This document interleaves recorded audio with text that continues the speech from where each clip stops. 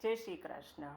અષાઢ શ્રાવણ માસ આવ્યો, હરિયાળી ઋતુ આવી અને આવી સુંદર સાવનની હરિયાળી ઋતુમાં પ્રભુ સ્વામિનીજી સાથે રાધાજી સાથે હિંડોળે ઝૂલે છે. શ્રી ઠાકોરજી પ્રત્યે લાડકોટ પૂર્ણ કરવાનો ઉત્સવ એટલે આ હિંડોળા ઉત્સવ. શ્રીજી બાવાની સમીપે જઈ પોતાના મનમાં રહેલા જે સર્વ લાડકોટ મનોરથ પૂર્ણ કરવાનો ઉત્સવ એ આ હિંડોળા ઉત્સવ.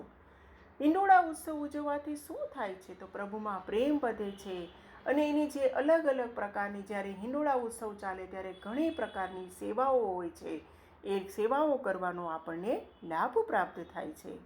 અને જ્યારે પોતાના જ હાથે પ્રભુને જ્યારે હિંડોળામાં ઝૂલાવીએ છીએ તેનો આનંદ જ અનેરો હોય છે. અને એટલે જ આ જે હિંડોળા ઉત્સવનો જે પર્વ છે એ વૈષ્ણવ ધર્મમાં ખૂબ જ આવકારદાયક બન્યું છે. આ ઉત્સવ છે એ અષાઢ વદ બીજથી શ્રાવણ બીજ સુધી આ ઉત્સવ ચાલતો હોય છે. અને જ્યારે મંગળવાર અને રવિવાર ન હોય એ દિવસોમાં હિંડોળા ઉત્સવનો પ્રારંભ થાય છે. સૌપ્રથમ તેનું અધિવાસન થાય છે. ઘંટા, ઝાલર, શંખ વગાડવામાં આવે છે, એ ધ્વનિ કરવામાં આવે છે, કીર્તનો ગાવામાં આવે છે, પ્રભુને ભોગ ધરવામાં આવે છે અને પછી ઠાકોરજીને હિંડોળામાં પધરાવવામાં આવે છે. અને આ જે 32 દિવસ જે ઉત્સવ ચાલે છે તેમાં નંદાલય, નિકુંજ, ગિરિરાજજી, શ્રી યમુના પુલિન વગેરે વગેરે જગ્યાએ હિંડોળા ઉત્સવ થાય છે. 16 દિન છે એ ઠાકોરજીના, 16 દિન છે એ શ્રી સ્વામિનીજીના. આવી રીતે યુગલ સ્વરૂપના ભાવથી પ્રભુ 32 દિવસ હિંડોળે ઝૂલે છે. અને હિંડોળા અને જે ડોલોત્સવની જે લીલા છે એ કિશોર ભાવની લીલા છે.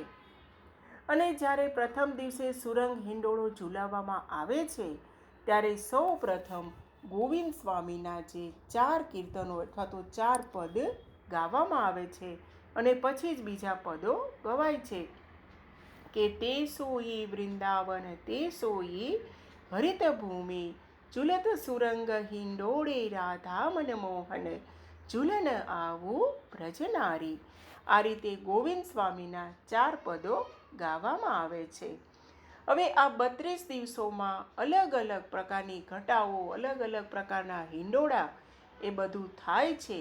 અને એ દરેક હિંડોળાની શું ભાવના છે, એમાં જે 4 સ્તંભ બિરાજે છે એની શું ભાવના છે, અલગ અલગ ભાવના જે હિંડોળાની જે બિરાજે છે તે આપણે આગલા સત્સંગમાં જોઈશું. ત્યાં સુધી દરેક વૈષ્ણવોને જય શ્રી કૃષ્ણ. યુગલ સરકાર કી જય. જય શ્રી કૃષ્ણ.